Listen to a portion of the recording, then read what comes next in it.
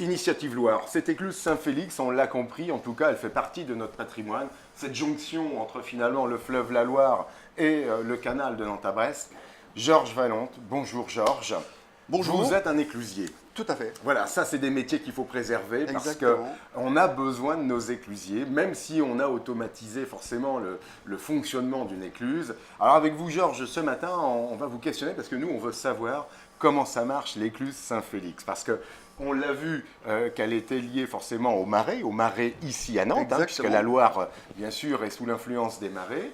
Les bateaux se présentent, on a compris que c'était une logique d'escalier, il fallait mettre à niveau un point haut et un point bas. On est ici dans la cabine, qu'on peut appeler une cabine de pilotage. C'est la poche de commande. La poche de commande.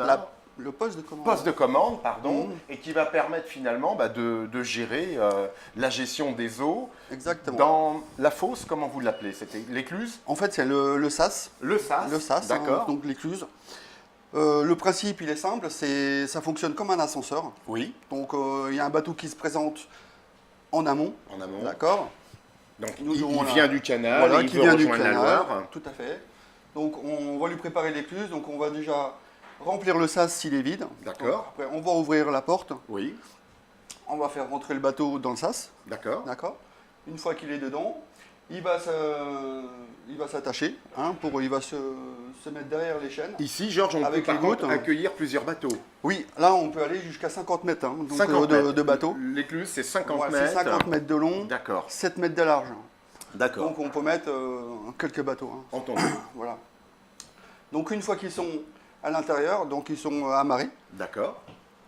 Donc, après, nous allons faire descendre le sas, donc mettre au niveau de la Loire. D'accord. Et une fois que, donc c'est ça le principe de l'ascenseur. Bien sûr. Donc on descend, une fois qu'on est au niveau de la Loire, On ouvre. on ouvre la porte aval, on laisse sortir les bateaux, et ainsi de suite. Donc Alors, le principe, il est simple. Il n'y a pas de musique dans ces ascenseurs-là, dans nos écluses, mais combien de temps ça Alors, se il faut met compter, pour jouer des niveaux?